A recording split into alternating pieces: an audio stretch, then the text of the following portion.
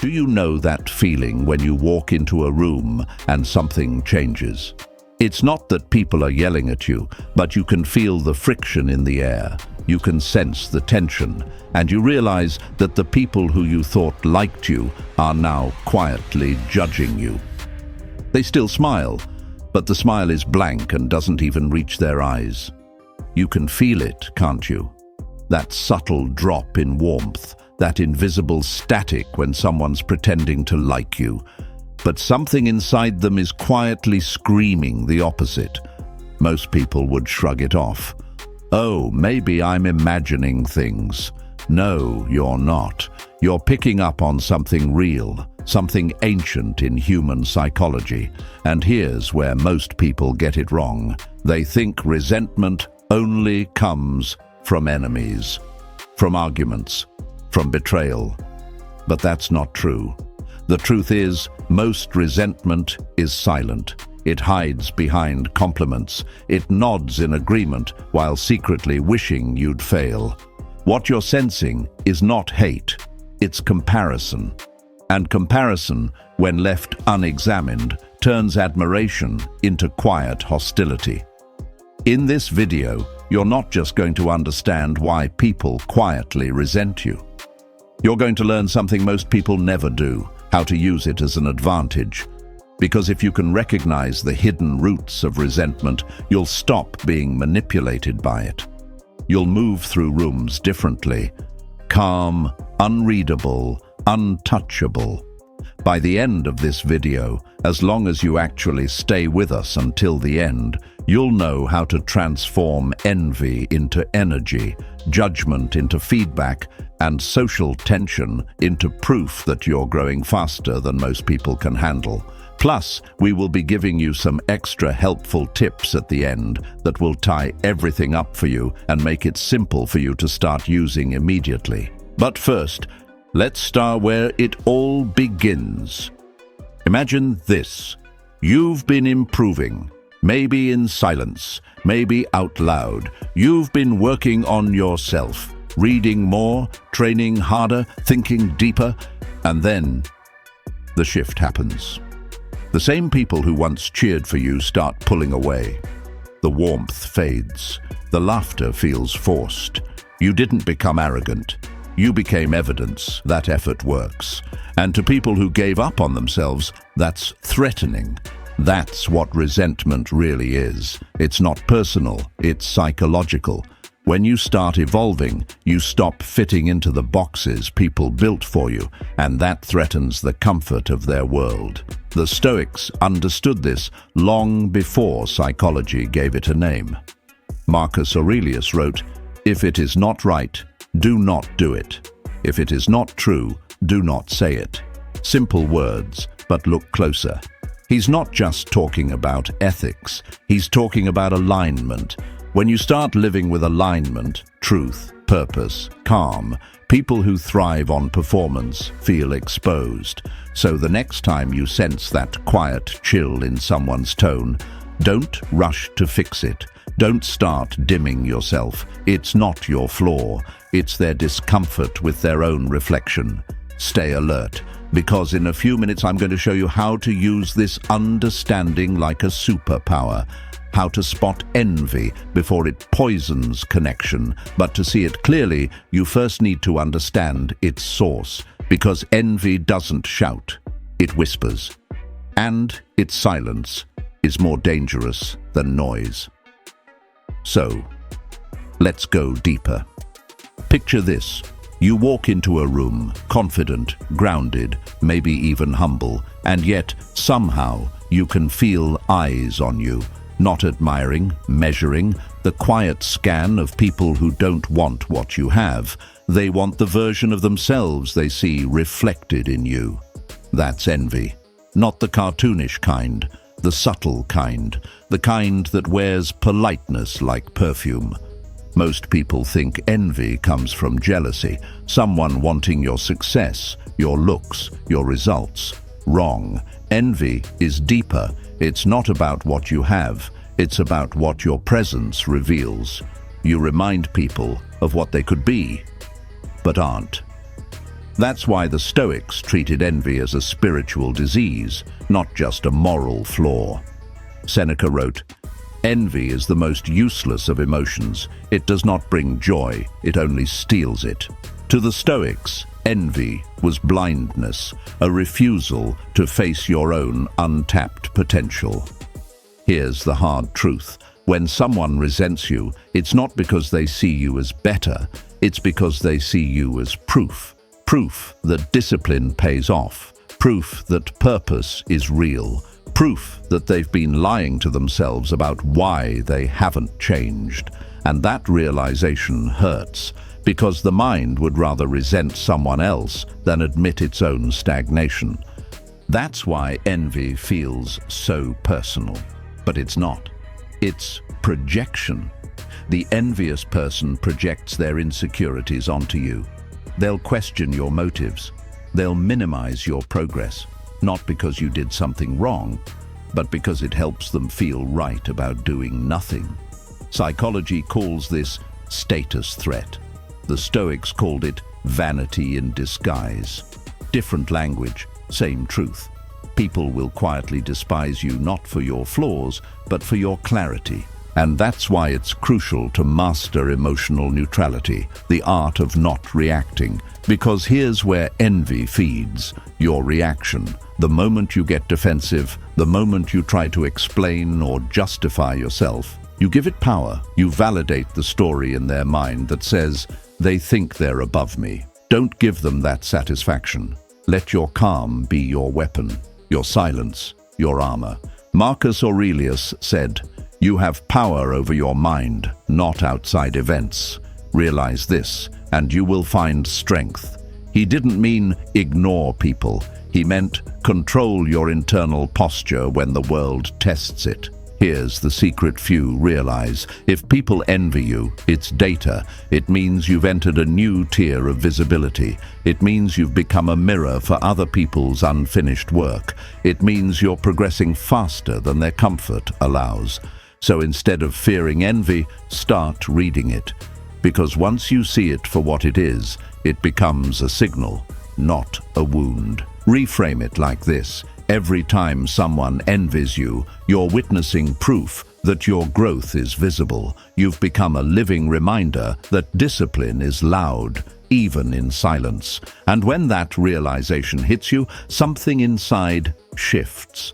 You stop explaining yourself. You stop apologizing for your effort. You stop shrinking to make others feel tall. Because now you understand, envy only bites when you feed it attention. So the next time you sense that quiet tension, that polite smile masking irritation, remember, it's not your problem to solve. It's their lesson to face. Stay calm. Stay sharp. Stay unshaken. Because envy can't wound what doesn't flinch. But envy has a cousin, quieter, subtler, and often more destructive. It doesn't come from comparison, it comes from confusion. It's called misunderstanding, and when it shows up, it doesn't just damage relationships, it destroys clarity. Let's talk about that next. So we've uncovered envy, that silent poison that turns admiration into quiet hostility. But here's what most people miss. Not all resentment comes from envy. Some comes from misunderstanding, and misunderstanding is far more dangerous. Because envy burns openly, but misunderstanding corrodes in secret. It doesn't just distort how others see you, it distorts how you start seeing yourself. There's a strange moment that happens when you begin to change. People stop hearing what you say and start hearing what they fear you mean. You speak with more calm, and they call it coldness. You set boundaries, and they call it arrogance. You distance yourself from drama, and they call it betrayal. That's misunderstanding, and it's one of the most common roots of resentment.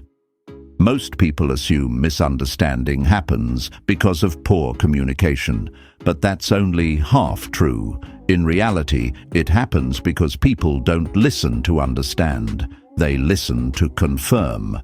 To confirm their insecurities, their expectations, their story about you. You see, when someone has already decided who you are in their mind, everything you do becomes evidence to support that decision. You can be kind, they'll say you're manipulative.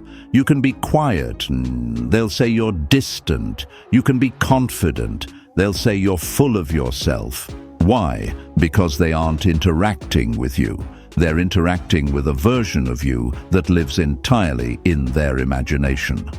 Epictetus warned about this 2,000 years ago. What upsets people is not things themselves, but their judgments about things. He wasn't just talking about how you interpret the world. He was warning that others will interpret you the same way. Their perception is not your truth, but if you're not careful, you'll start living like it is. You'll start shrinking yourself to avoid being misunderstood. You'll start filtering your light so no one feels blinded. And eventually, you'll mistake comfort for peace. That's how resentment traps you, not just theirs, but your own. You start resenting yourself for being too much, when the real problem is that you surrounded yourself with people who think authenticity is arrogance. Here's the shift the Stoics understood. If someone constantly misreads your peace as pride, it's not your job to explain yourself louder. It's your cue to move quieter. Because clarity never needs defense. It just needs consistency. So, when you sense people twisting your words or motives, don't panic, don't argue, don't chase.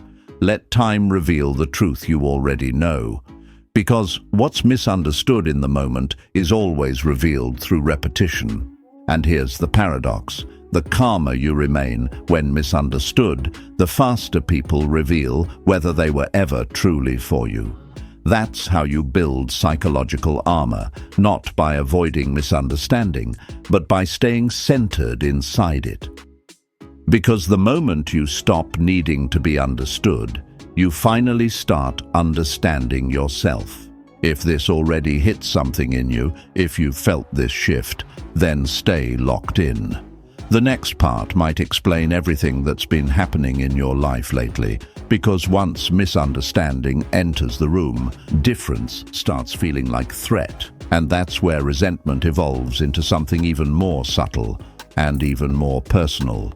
The moment you stop fitting in, you start paying for it, not in money, but in energy, because difference carries weight. It makes people uncomfortable in ways they can't articulate. You'd think people would celebrate authenticity. They don't. They tolerate it until it stops serving their comfort. Most people don't want you to be yourself. They want you to be the version of yourself that doesn't challenge them. And the more you grow, the less that version exists. That's why the Stoics always taught self-sufficiency. Not isolation, but inner independence. Because when you start thinking differently, your peace begins to expose the noise in others. Your discipline exposes their distractions. Your focus exposes their avoidance. And real difference, feels like judgment to the undisciplined. They don't resent you because you're better. They resent you because your example removes their excuses. The ancient Romans called this odium recti, the hatred of what is right.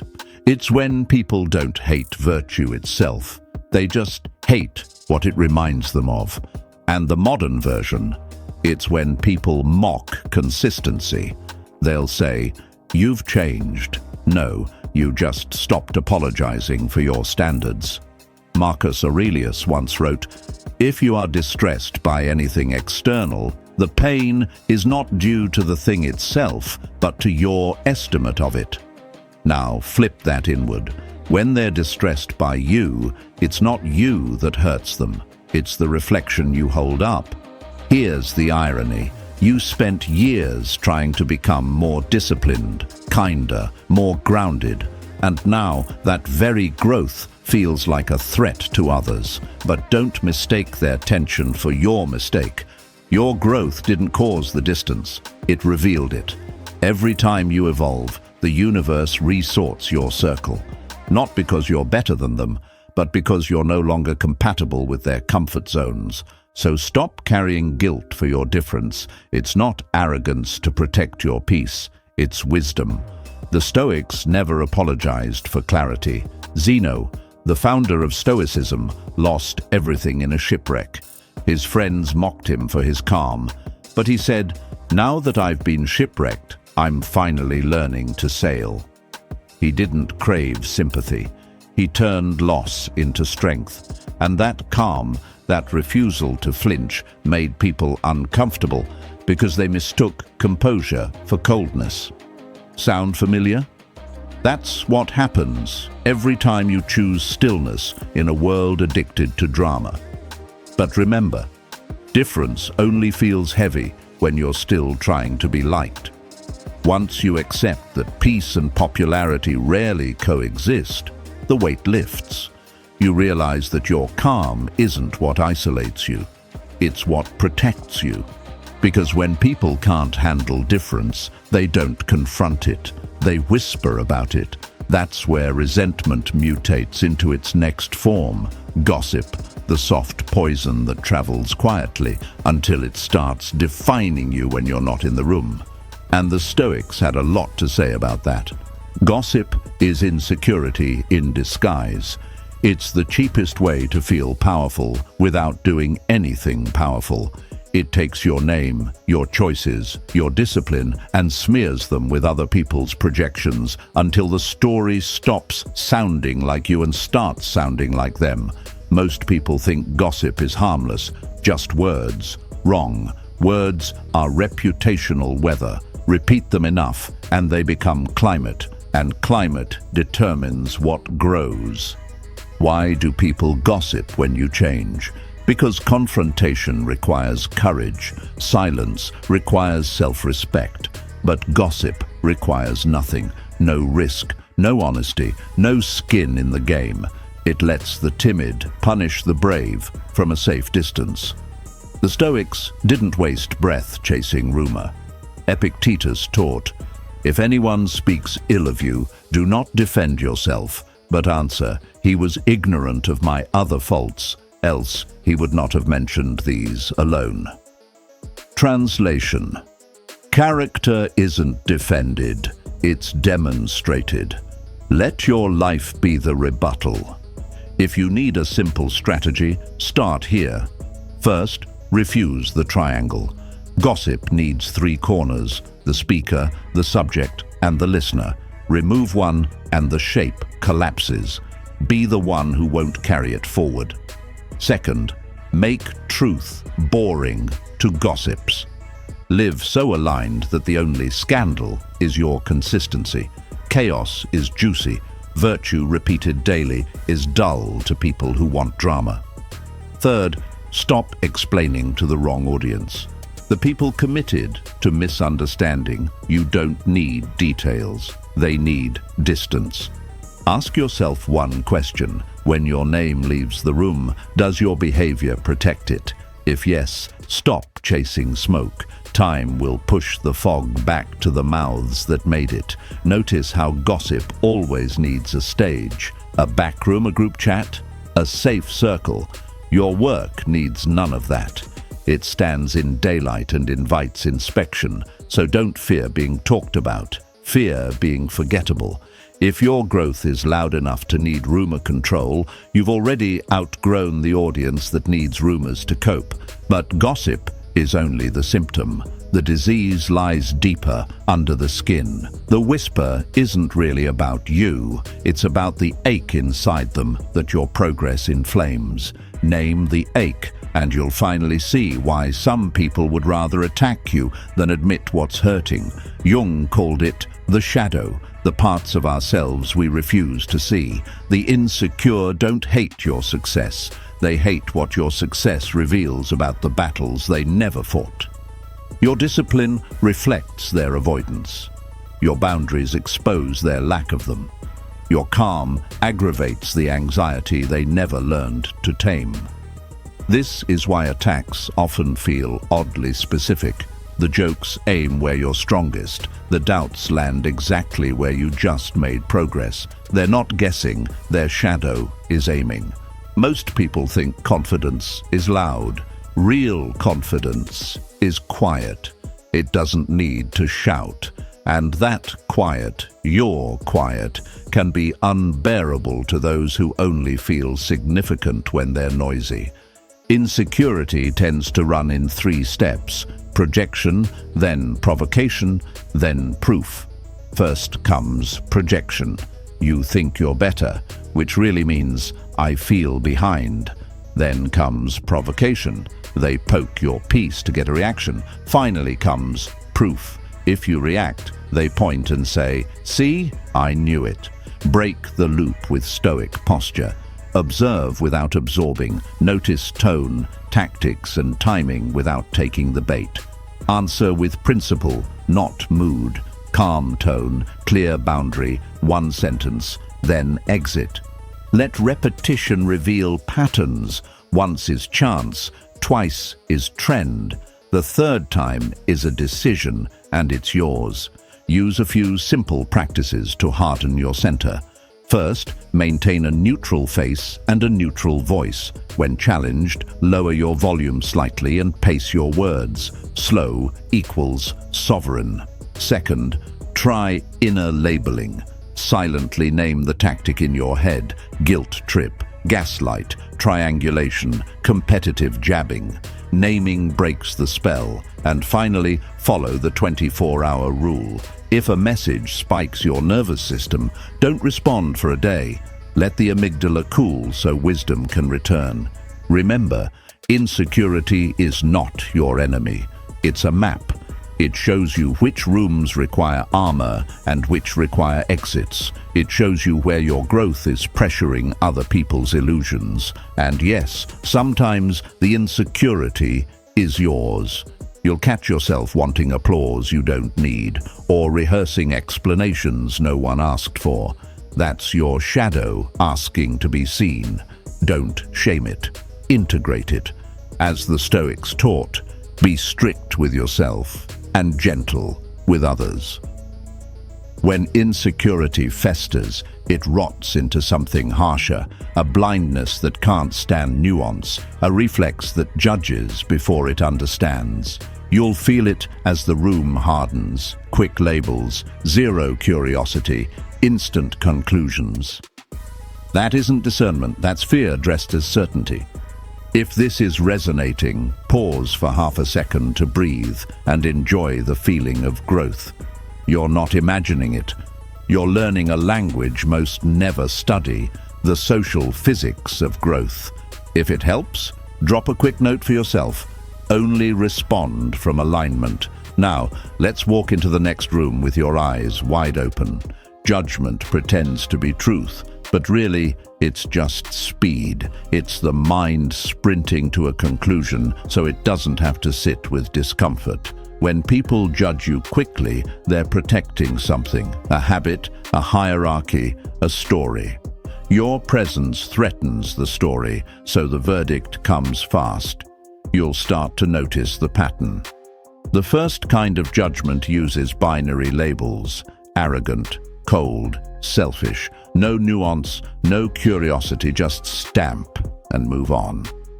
The second kind is moral theater. They frame your boundaries as cruelty and their intrusion as concern. And the third is group enlistment. They recruit witnesses to make their opinion feel like fact, because certainty often needs a crowd. The Stoic response is not counterattack, it's suspension. Suspend your need to be liked. Suspend your impulse to litigate your character. Suspend the courtroom in your head where you keep trying to win a case. No one is qualified to judge. Seneca warned that opinion becomes a prison when it rules your choices. Stoicism breaks that prison by relocating authority from the world's approval to your own alignment. So here's a practice to anchor yourself. When you're judged, Quietly ask 3 questions. First, is this accurate? If it is, improve it. Second, is this useful? If it's not, release it. And third, is this mine? If it isn't, return it to sender. No explanation required. Never accept the inheritance of other people's unfinished work. If their judgment says more about their fear than your flaw, it belongs where it started. And be honest, sometimes the judge is you. That harsh voice in your head that punishes growth because perfection wasn't present. Trade that judge for a craftsman. A craftsman doesn't condemn, he refines. He doesn't scream, he measures. He doesn't rush, he repeats. In practice, when someone throws a quick label at you, slow down your inner world and ask for specifics. Ambiguity is where unfair judgment hides. When someone moralizes your boundaries, repeat your boundary once, calmly, then change the subject or walk away. And when public opinion turns against you, take inventory. Ask yourself, did I act from virtue, wisdom, courage, temperance, or justice? If yes, stay steady. If not, correct it and move on. The reward for this discipline isn't applause, it's sovereignty. You stop being tossed by the surf of other people's moods and become the shore they crash against, unchanged, unwavering. Now, watch what happens when envy, misunderstanding, difference, gossip, insecurity, and judgment combine. An illusion appears, rivalry. A game you never agreed to play suddenly demands your energy. Remember this one truth before we move forward. You are not obligated to compete in stories you did not write. Get ready, because what comes next exposes something most people never even notice. And once you see it, you'll stop bleeding time into battles that can't be won because they never needed to be fought. Rivalry is a trick of the ego. It whispers, "They're your opponent." But look closer. There's no referee, no rules, no prize, just your attention leaking away. Here's how the illusion forms. You grow. Someone notices. Their insecurity flares. They start performing against you. Subtle digs, small wins, curated optics. Your nervous system reads the signal and quietly accepts the invitation. Okay, game on. But there is no game.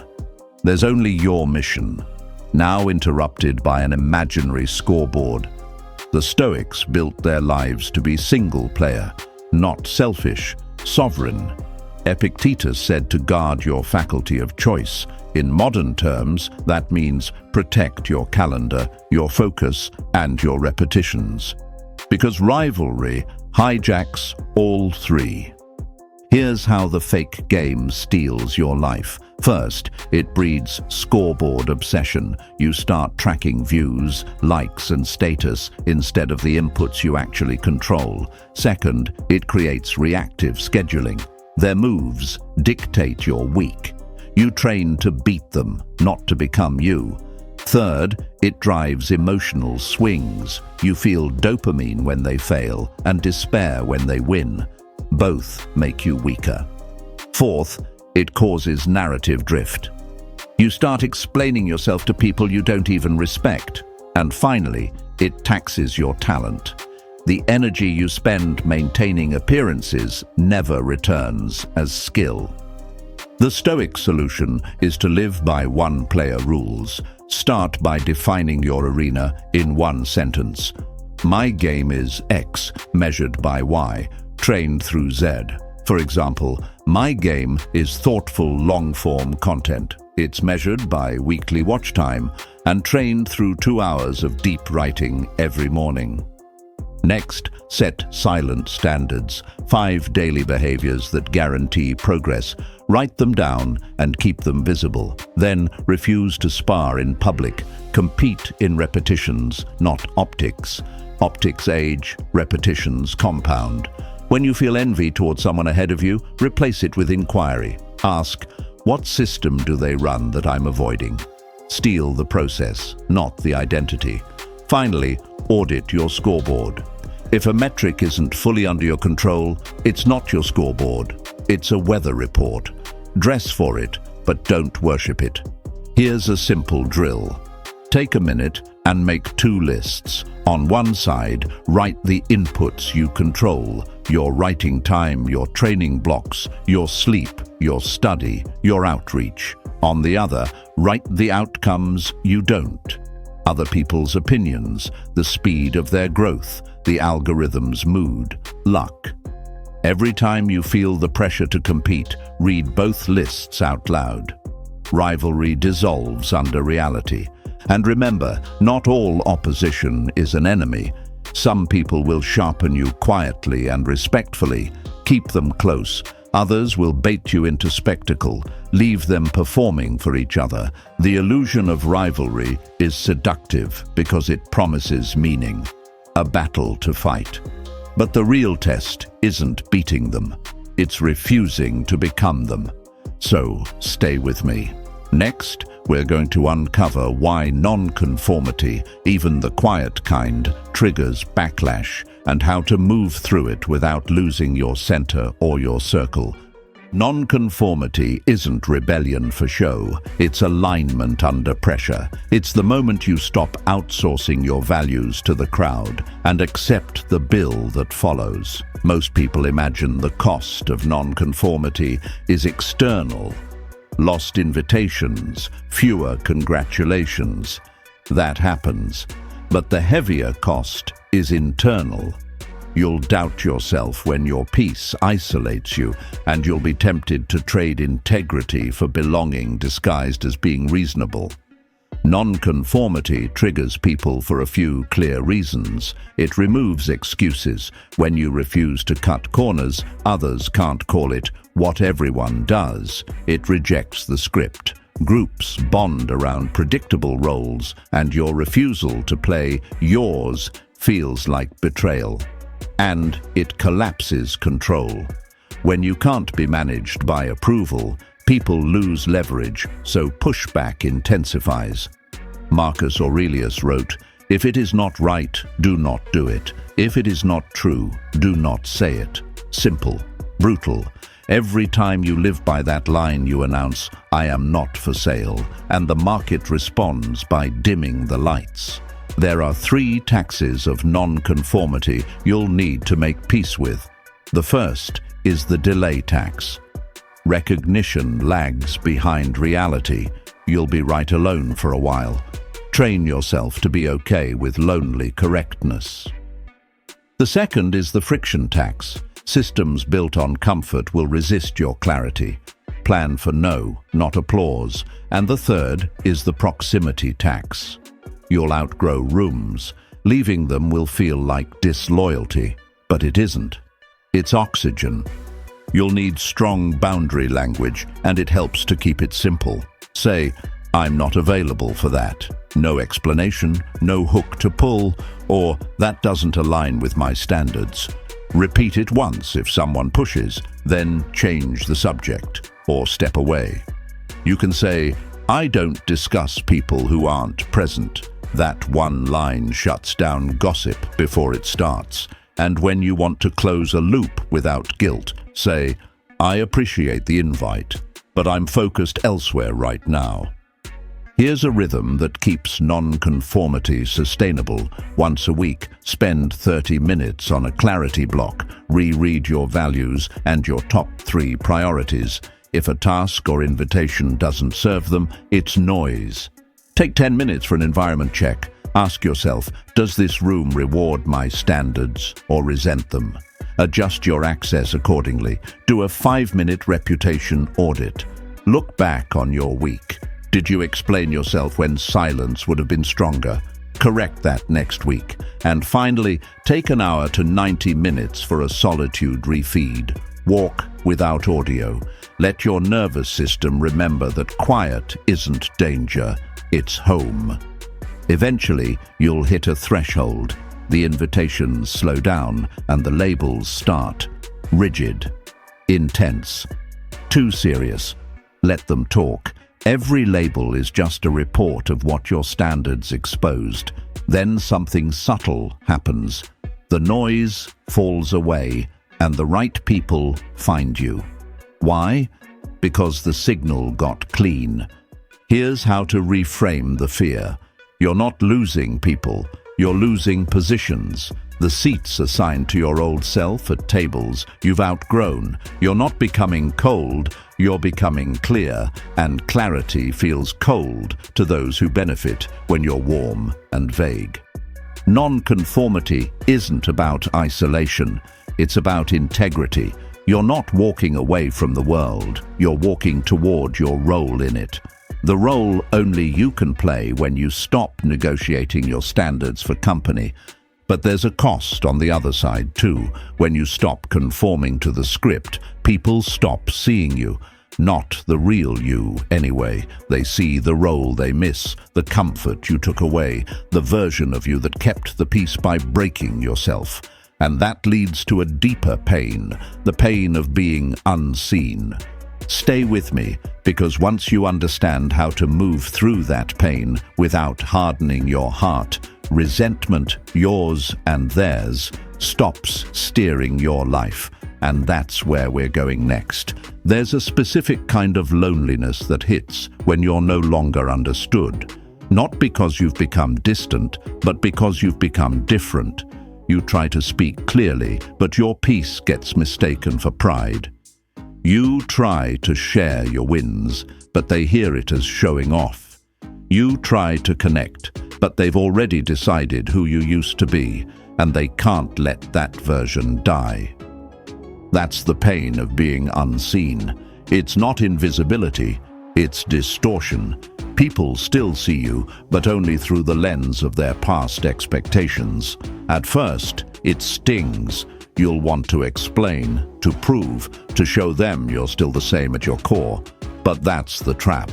Because once you start performing to be seen correctly, you've already abandoned yourself. Marcus Aurelius said, "Waste no more time arguing what a good man should be. Be one." The same applies here. Don't argue to be understood, just embody the truth. Understanding eventually catches up to consistency. Here's what the Stoics knew. When you stop depending on recognition, you stop bleeding energy into perception management. You free up focus for what actually grows your peace. And yes, being unseen can hurt deeply. But that pain is data. It shows you where you've been relying on external mirrors instead of internal clarity. So here's how to handle it. First, when someone misreads you, remind yourself they're reacting to their version of you, not your reality. You don't need to defend against an illusion. Second, when silence replaces validation, replace it with self-audit. Ask, am I still aligned with my values? If yes, stay the course. And third, stop expecting everyone to meet you where you are. Most people can only meet you where they are. Here's the paradox. The more grounded you become, the less visible you'll seem to those still spinning in chaos. But that's not rejection, that's signal separation. And in time, you'll notice something powerful. New eyes begin to find you. Eyes that don't project, they perceive. They don't compete, they connect. They don't need you to shrink so they can stay comfortable. When that happens, the pain of being unseen transforms into the peace of being truly recognized, not by the world, but by those who actually see. Remember, not everyone is meant to understand your path. Some are only meant to witness your growth from a distance, and that's enough.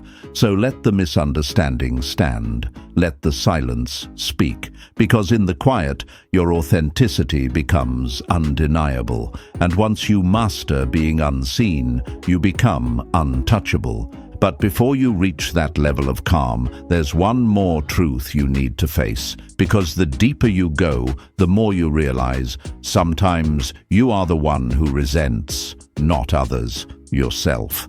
Let's go there next. Most people think resentment only comes from outside, from jealous peers, critics, or family tension. But the most dangerous resentment lives within you. It's the quiet frustration toward your own potential. You know what you're capable of, but you've spent years negotiating with your comfort. You said you'd start tomorrow. You said you'd wait until things settled. And now you catch yourself irritated, not at others, but at the parts of yourself that keep delaying your rise. That's self-resentment. It's when your soul is angry at your habits. The Stoics called this the fracture between intention and action. Seneca said, "While we waste our time hesitating, life is slipping away." And he was right, because hesitation compounds faster than effort. You might think your frustration is about work, relationships, or validation.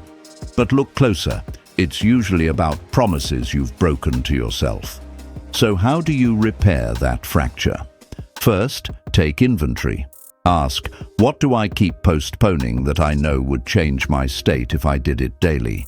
Second, remove negotiation. If it's right, do it. If it's not, don't. Every compromise adds another layer of resentment.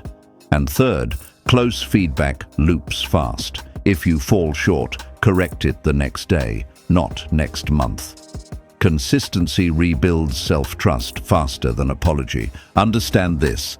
Self-resentment doesn't mean you're failing. It means you're still aware. You haven't gone numb yet. That's a gift. But awareness without action is emotional self-torture. So stop replaying your potential like a movie you never star in. Step into the frame. The moment you take aligned action, that tension turns into momentum. Your nervous system stops punishing you and starts trusting you again. Your self-talk softens. Your inner critic becomes your coach. And soon, the resentment you once felt becomes respect for yourself, because you finally stopped waiting for permission to move. Now, imagine what happens when that kind of self-trust meets the world's quiet hostility.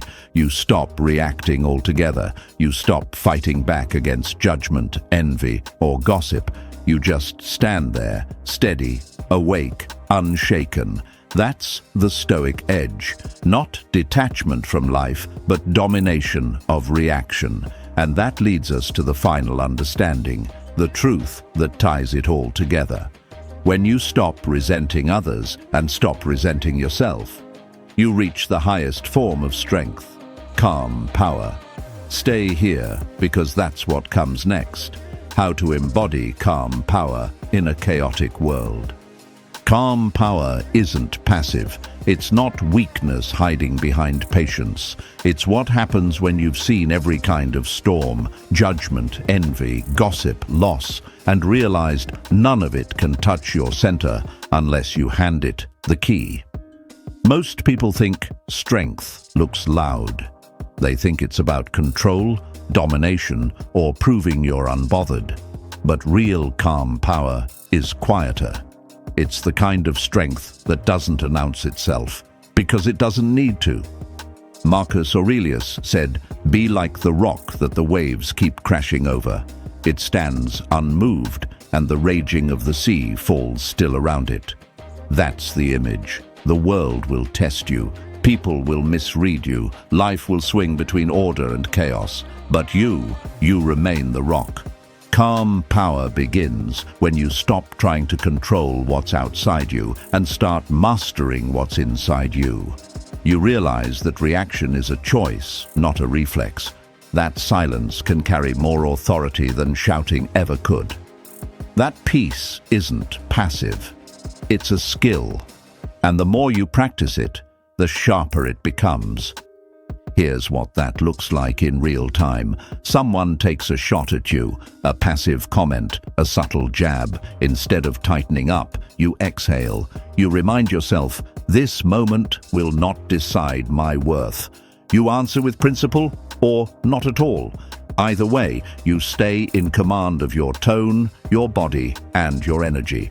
because that's what calm power is. Emotional command. You learn to measure your responses by alignment, not emotion. To say less, but mean more. To conserve energy instead of bleeding it through argument. And ironically, the calmer you get, the more powerful you become. Because calmness is rare in a world addicted to reactivity. And rarity commands attention. Here's the subtle part. Calm power doesn't need to win. It just outlasts. While others burn their energy trying to prove themselves right, you use that same energy to stay focused, build consistency, and deepen mastery. That's why the Stoics weren't cold. They were strategic. They understood that composure is an advantage. The one who can stay level when others lose control becomes the one everyone looks to when the dust settles. So practice this daily. When provoked, pause before speaking. When praised, pause before reacting. When criticized, pause before defending. The pause is your weapon. It turns seconds into sovereignty.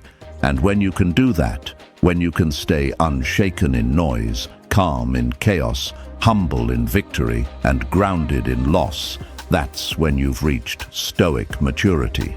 That's when you've become untouchable, because now you don't just understand why people resent you.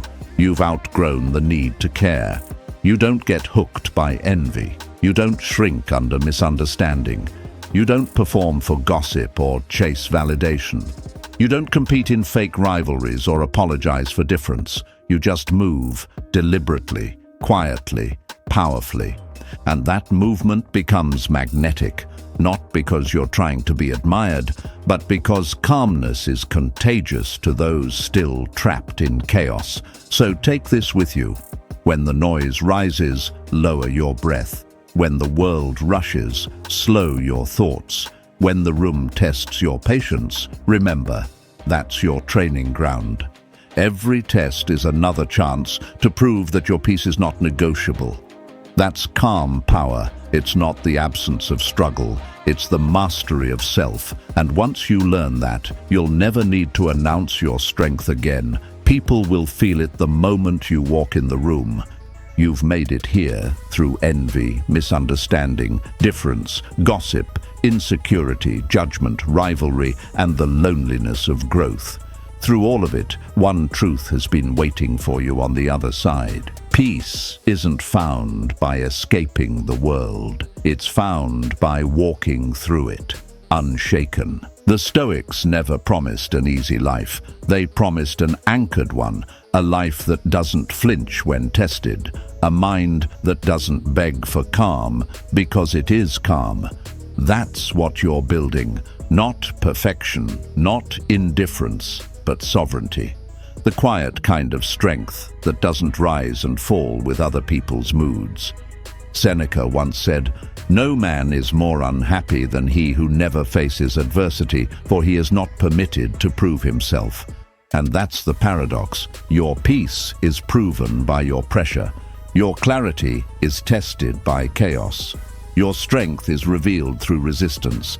So when life feels heavy, when the room shifts, when you sense tension in the air, remember, you've already trained for this. Every misunderstanding, every quiet judgment, every shadow of envy, it was all rehearsal.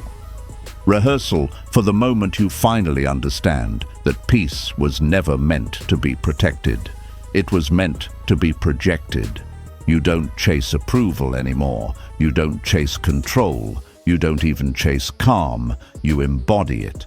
Because true Stoicism isn't about suppressing emotion. It's about mastering response. It's seeing everything. Praise and blame, gain and loss, admiration and resentment as tests of your inner balance. And now you know how to stand through them.